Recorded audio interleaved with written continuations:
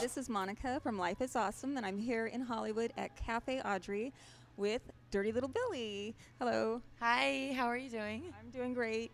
I want to talk to you about your new album, but first I want to go back in time and talk about your background growing up. You were exposed to gospel music at a really young age. Can you tell us about that? Yeah, my grandfather was a Baptist minister. He was actually he was evangelical. They dragged me down to South Dallas to go to his sermons and go to his church, and I was really heavily influenced by all the beautiful music that was coming out, of those churches at that time, and it really opened up my mind to people like Patti LaBelle, and then later on Erykah Badu and Angie Stone, and people like that. So that's how that happened. Okay, so you're originally from Texas and you moved down to Los Angeles. And is it true that what did you study in college? You studied something totally different from music. Fashion design. Do you feel that somehow that influenced your music in some way or your performance? I think that it brought out in me, a side that I didn't really realize that I had. And I think it made me unafraid to think outside the box and do things a little bit differently and put together things that you wouldn't normally do. Not necessarily music, but any other kind of art. So, I think it all goes together. So, yeah. Okay, so tell us about your album that came out January 24th and the creation of the album, how you got together with, other artists and kind of put it all together. My album is called Put Your Love on Me, and I knew I wanted to be a part of music somehow. So I started singing at open mics just around town by myself. And I decided that I really wanted to start playing, with more people, with a band.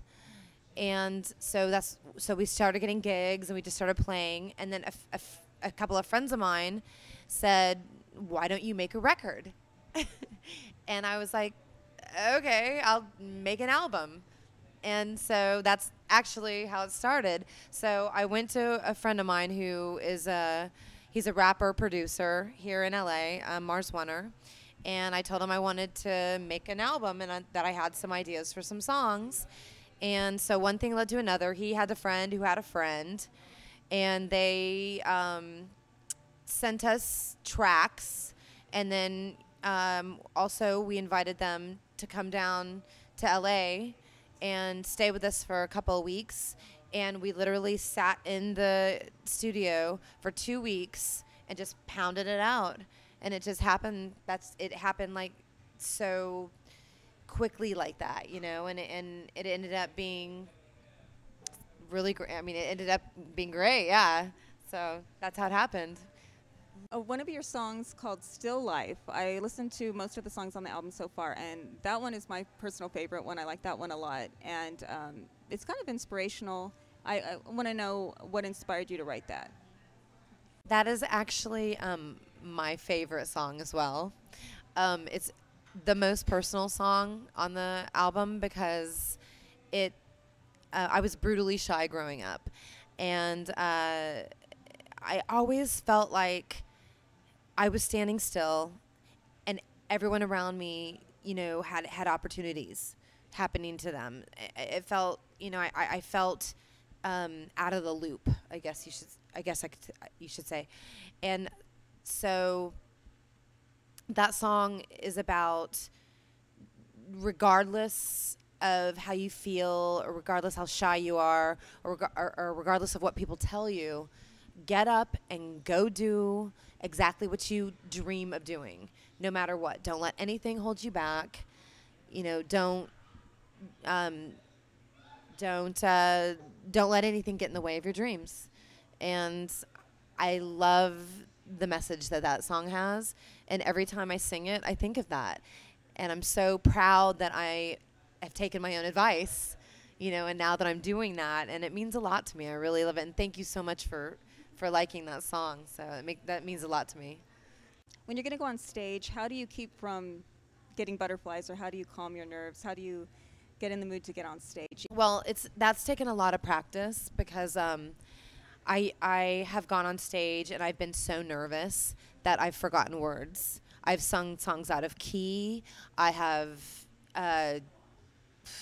there's so many things that have gone wrong, but the one thing that I can tell people in anything that you're doing, the most important thing is practice.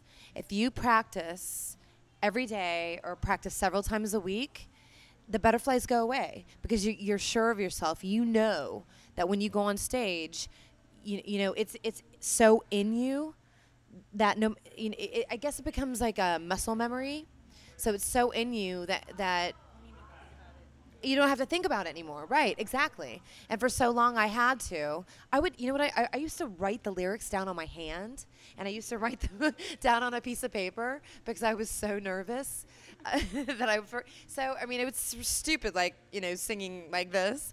It did work at times, but basically practice makes perfect. And I know that's so cliche, but it's so true. It's so true. Yeah. So now I don't even really get nervous. Yeah. So you have your album that came out January 24th, but you have a single coming out and a video. Can you tell us about those things?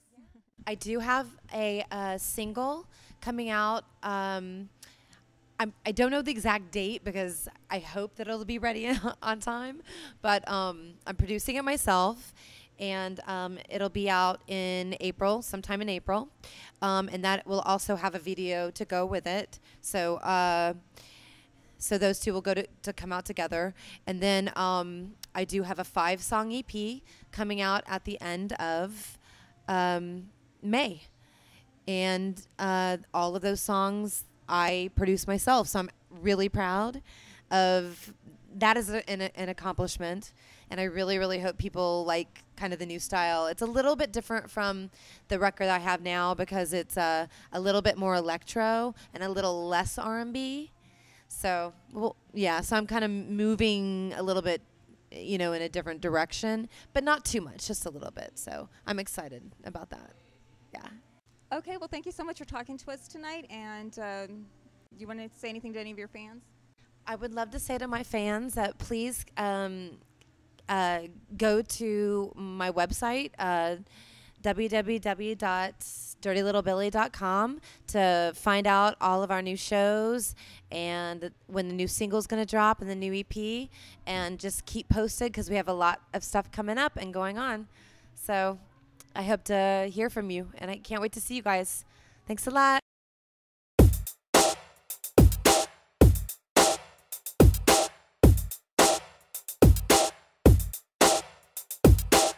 I do my work.